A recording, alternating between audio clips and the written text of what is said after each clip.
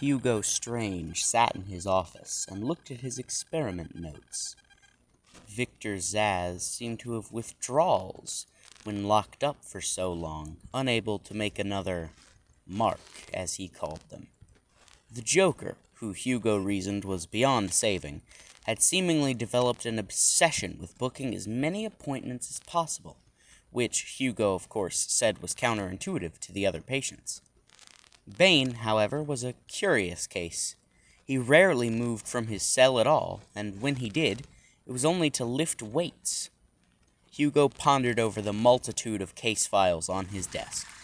However, he found two that interested him heavily. Garfield Linz, who called himself Firefly, and Pamela Isley, or Poison Ivy. Firefly was still on the run from the police and the Batman, but Ivy was here. Then, in his mind, a thought formed.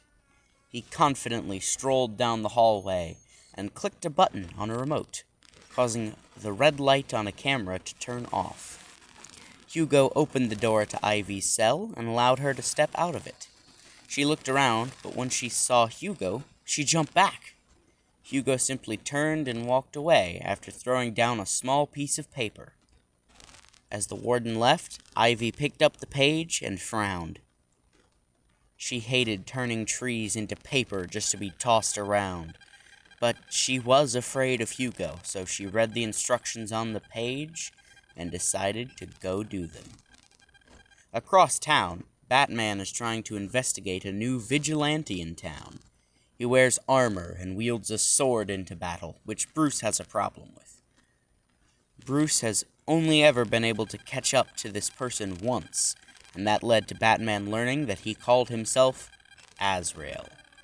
Azrael then used a smoke device to stop Batman from seeing his escape. Bruce thought to himself about this and decided to go to Arkham to have a chat with Hugo Strange about Firefly. Bruce didn't really trust Hugo, but he had no choice. Back at Arkham Asylum, a man arrived. He wore a gray and black robe draped over his frail and old body. The guards opened the door for him and then did a mandatory search. The man walked into Hugo's office and told him he'd heard through the grapevine that Hugo needed a preacher at the chapel of the Institute. Hugo smiled, and without asking him a single question or getting a resume, hired him. All the pieces were falling in place for Hugo's plan, and he very much liked this. However, even with this, the man had to be evaluated to ensure mental stability. Dr. Harleen Quinzel and Hugo Strange sat across from him at a table, where they gave him a simple 5-image Rorschach test. He saw a cross in the one, a bat in the second, and fire in the third, fourth, and fifth. Harleen wanted to dismiss him from the role for potential pyromania, but Hugo refused this. The man then got the official title of Deacon of Arkham. His first service only had one man in attendance, that being Two-Face. Apparently, his coin told him to attend. Joseph felt angered by these inmates' disrespect. On a rooftop, before Batman got to Arkham, he found Firefly. Bruce decided that it would make Hugo less suspicious of him, so he decided his trip to Arkham would be a drop-off. Batman reached towards the flying arsonist and threw a batarang at the exhaust hose on his jetpack, and gas spilled out into the air. A sword plunged deep into one of Firefly's metallic wings, and Azrael tackled him downwards back to the ground. Garfield tried to get back up into the air, but was held down towards the ground.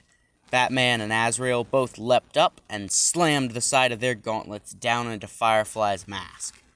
Lynn screamed in agony, and he pointed his flamethrowers at the vigilantes, intending to burn them alive. Right as he pulled the trigger, Batman swung his cape through the air to cover himself and Azrael, so the flames didn't harm them. While in a protected state, Azrael threw his sword behind him and knocked the arsonist to the ground. Good. The Order of Saint Dumas foretold this, Batman. They told me that a dark knight and a holy warrior would unite to beat the Bug of Flames. Batman scowled, not believing in fate.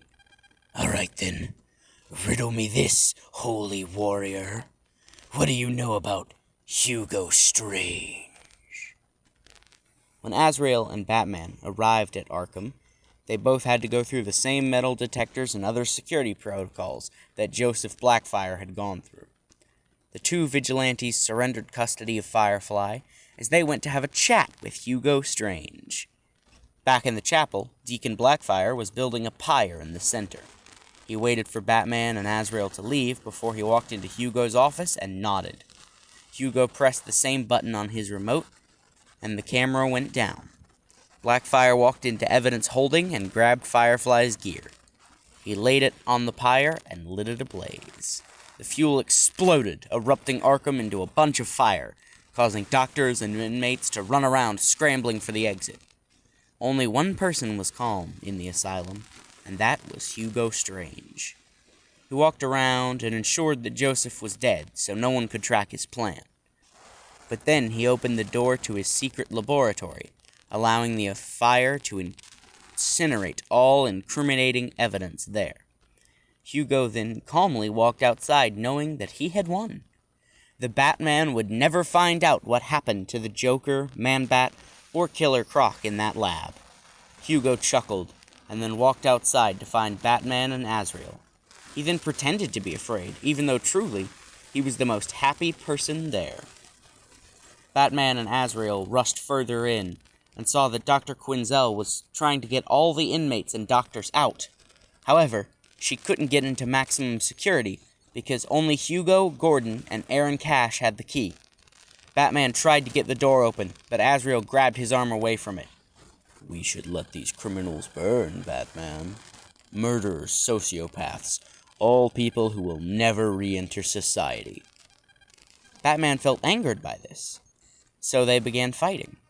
Azrael tried to stab Bruce, but he rolled out of the way and then slammed his heavy helmet into Azrael's slightly less guarded hood.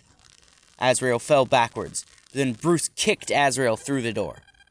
Batman and Harleen then got all the patients out, including Joker, Two-Face, Scarecrow, and Riddler. All the inmates stood there. All their gear, costumes, and other memorabilia had gone up in smoke. Most of the evidence against them gone like that. But instead of running away, they stayed. Almost like something drew them to Arkham. I told you, watch out for the strange man, Riddler snidely said, thinking he'd gotten one over at Batman. Batman just smirked at the Riddler and continued checking on everyone else. Gordon and Harvey Bullock arrived and piled everyone into cars. They decided that, with Arkham gone, the only real place supervillains could be detained is back at the Gotham City Police Department headquarters.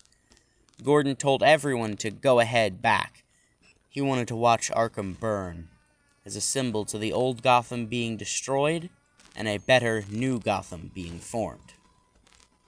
As Gordon stood alone, a small starfish crawled up his leg and grasped itself on his neck.